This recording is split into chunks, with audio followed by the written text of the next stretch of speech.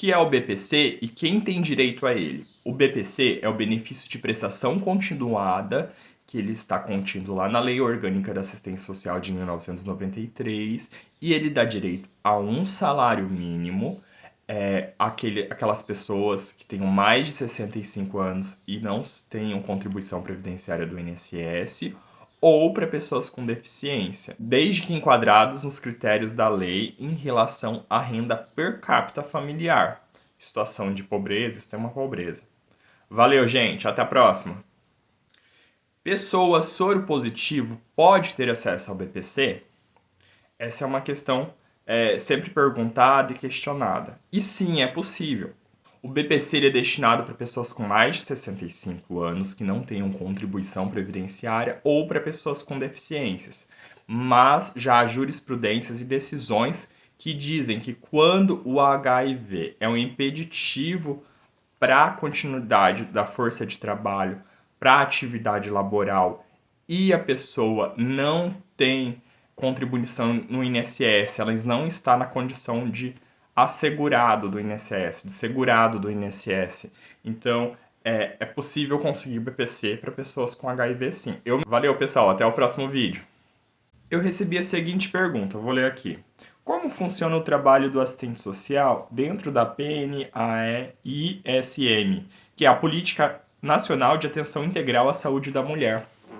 Então, o assistente social dentro da política de saúde, ele vai integrar equipes multidisciplinares. E ele vai atuar de acordo com seus saberes, de acordo com suas atribuições privativas, para contribuir com a execução de uma política específica na qual ele vai estar trabalhando. Em relação à política nacional e integral de atenção à saúde da mulher, o assistente social vai trabalhar com aquelas mulheres que estão colocadas em situação de risco por violência sexual ou física, vai trabalhar com aquelas mulheres que vivem com HIV, vai trabalhar também com as mulheres que estão em situação de doenças crônicas não transmissíveis, que são hipertensão, diabetes, colesterol, entre outras. Também vai executar funções com mulheres que estão inseridas no planejamento familiar. Dentro do planejamento familiar, os assistentes sociais vão trabalhar atendendo as mulheres em situações de atendimento obstétrico, nas situações de realização de procedimentos para não terem mais filhos, ou na orientação de utilização de métodos contraceptivos. E nesse sentido, é interessante que o assistente social realize realmente um trabalho social voltado para as necessidades do território da unidade que ele está inserido.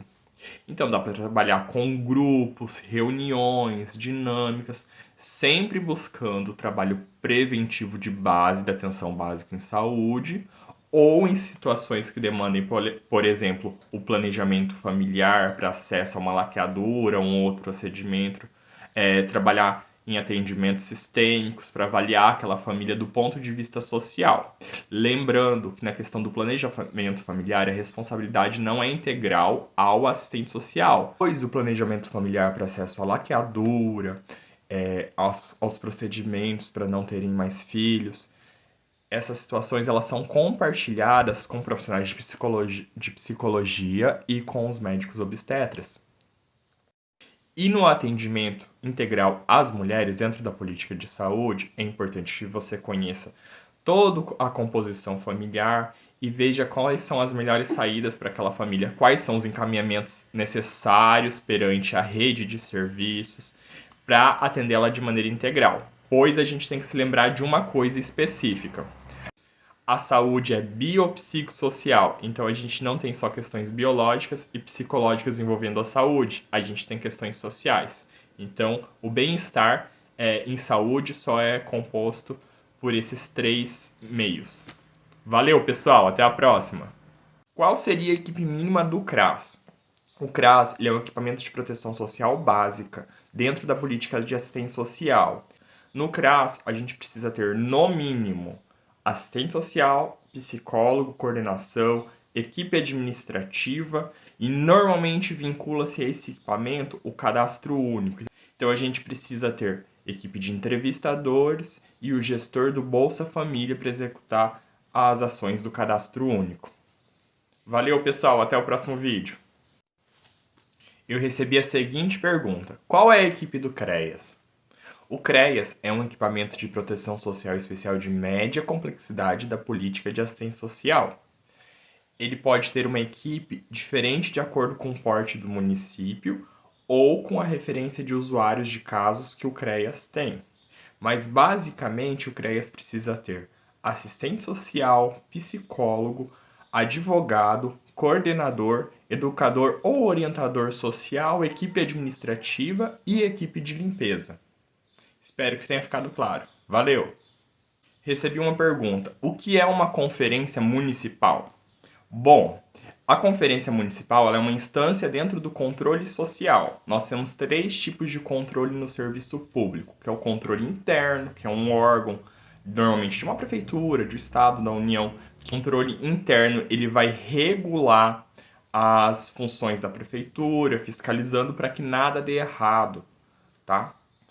O controle externo é executado pelos tribunais de contas. Os tribunais de contas do Estado, da União, eles vão regular a função contábil, administrativa e toda a organização a modo de garantir a legalidade dentro do serviço público.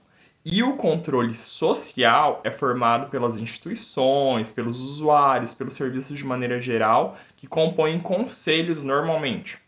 Então, a gente tem Conselho Municipal de Assistência Social, Conselho de Saúde, Conselho de Educação, Conselho de Merenda Escolar, Conselho de Cultura, diversos conselhos. E nós temos, dentro do controle social, instâncias ou instrumentos para regularizar, para regulamentar e para exercer o papel democrático e da cidadania, que é fiscalizar, deliberar e consultar. A Conferência Municipal de uma Política Pública, ela ocorre em intervalo de alguns anos, às vezes de 4, 3, 2 anos, a depender da regulação que essa política pública está inserida, desse Conselho Municipal, do Conselho Estadual e Federal da Política Nacional de maneira geral. As conferências, de modo geral, é feita uma palestra sobre o tema da conferência. As partes envolvidas, os segmentos da sociedade, os trabalhadores, os gestores, eles se dividem em eixos de discussão e cada eixo apresenta propostas para a organização da política pública. Essas propostas elas podem ser a nível municipal, estadual e federal. As propostas a nível municipal devem ser inseridas no plano municipal daquela política pública. As propostas estaduais e federais vão para a etapa estadual ou regional e lá são votadas e podem chegar a nível nacional. E em nível nacional isso vira deliberação para ser executada a nível nacional e pode entrar em planos nacionais de políticas públicas. Valeu, pessoal! Até o próximo vídeo.